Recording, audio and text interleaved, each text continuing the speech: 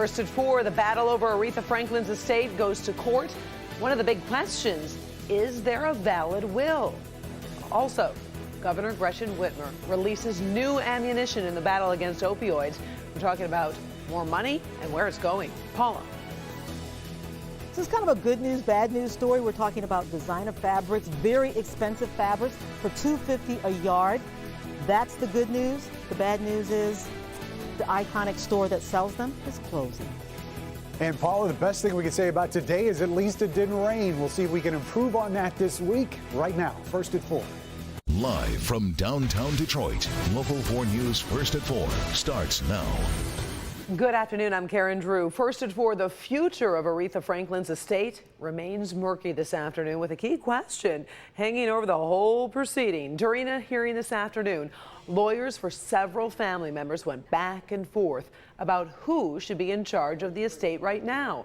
We know 3 wills were discovered in Franklin's home. So far, it has not been determined which will, if any, is valid. One attorney said that makes it difficult to make any decisions about the estate right now. It defies reason to give property out, to distribute it to certain people, to enter into different contracts, to do whatever without having looked at the will and the wishes of Ms. Franklin. Today's hearing did not address the validity of any will. Rob Maloney was in the courtroom, and he's going to be digging into where things exactly stand right now and what happens next. Governor Whitmer is continuing her fight to lower opioid-related overdoses and deaths here in Michigan. Today, she announced several grants aimed at creating programs to treat opioid addictions. 2 hospitals, Beaumont and Munson Healthcare, will be creating pilot programs to change the culture in emergency rooms so they can combat the opioid epidemic. Whitmer says the epidemic shows no bounds. The opioid crisis knows no boundaries. It is not geographically bound in one part of our state, racially. It is not a partisan issue, and it certainly doesn't discriminate based on socioeconomics or age. The Wayne State University Center of Behavioral Health and Justice will also receive funds to help those fighting addiction from behind bars. Activists took to the streets in Detroit today in an effort to shut down the Detroit ICE field office. They're trying to stop the deportation of Iraqi refugees. Many activists say the deportations are a matter of life or death for these refugees, saying many who have already returned to Iraq are hiding and living in fear of being arrested. The danger is only increasing since the U.S. Embassy in Iraq has shut down and employees evacuated from the country.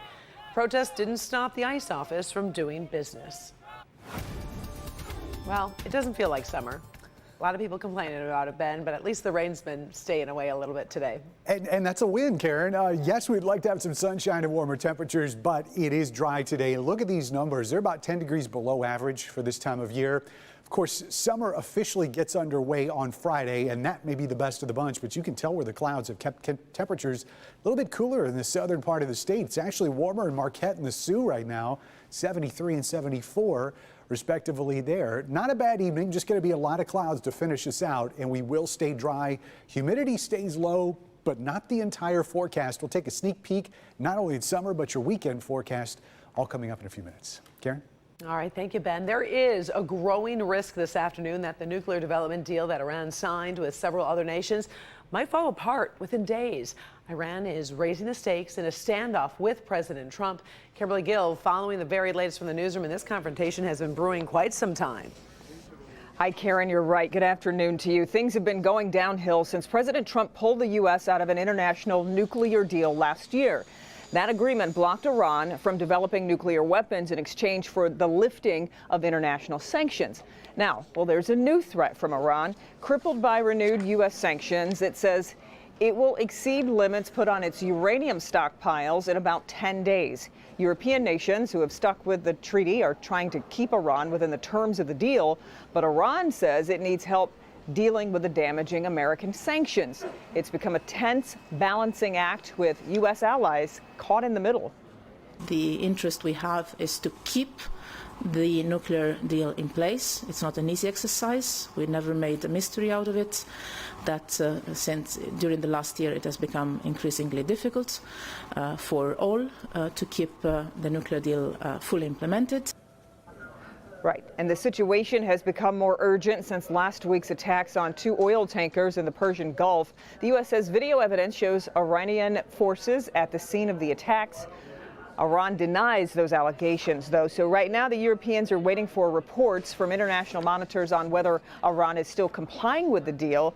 The Trump administration says it is willing to negotiate a new deal with Iran, but Iran essentially says it doesn't trust President Trump. So, Karen, we'll keep you posted on this very delicate and complicated situation. As we get more information, we'll, of course, pass it along to you here on the air and online on clickondetroit.com. Until then, we'll send it back to you in the studio. All right. Thank you, Kim. We'll see you at 5.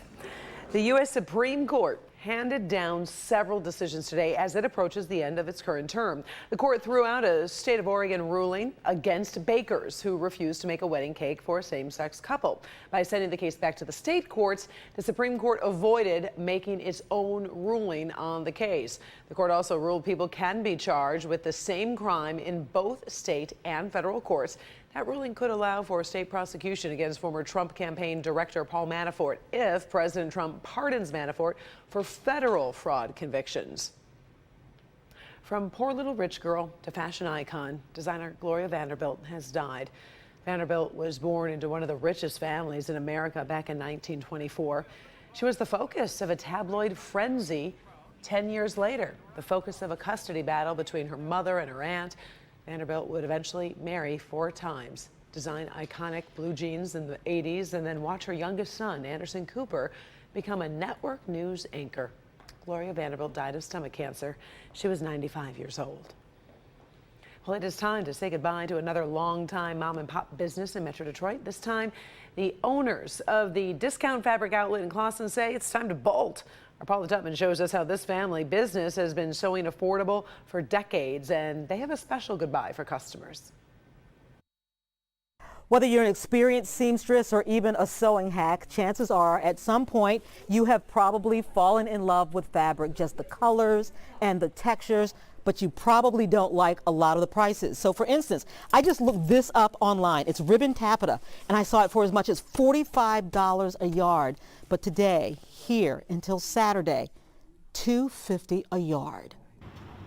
Almost looks like a real business, doesn't it? For 5 decades and 4 locations, Paul Fulton and his family have sold textiles and fabrics. Shantung, polyester shantung. But it's time. He and his wife Leah are finally folding it in.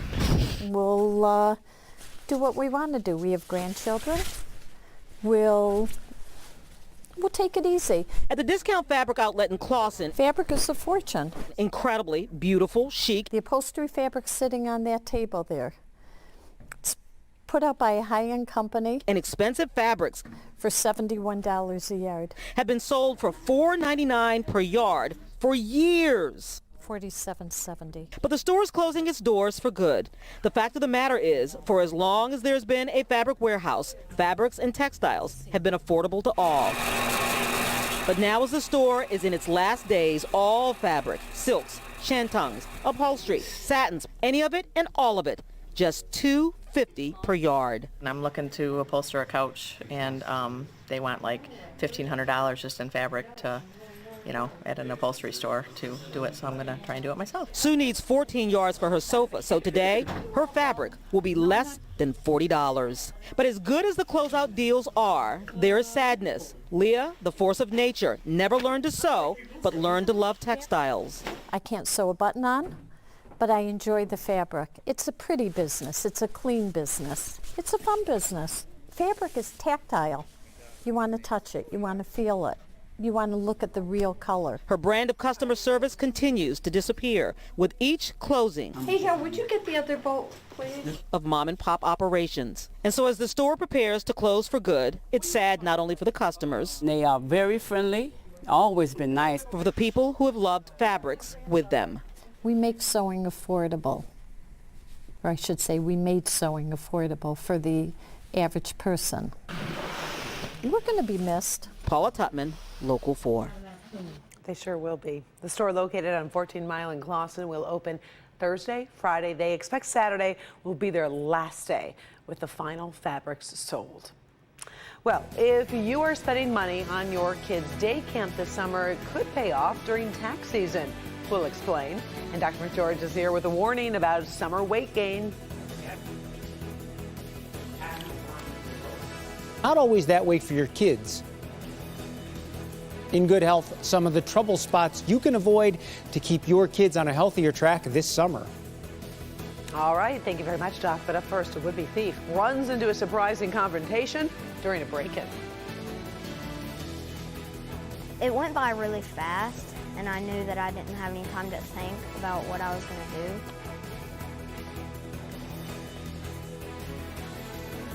We'll have that story after the break.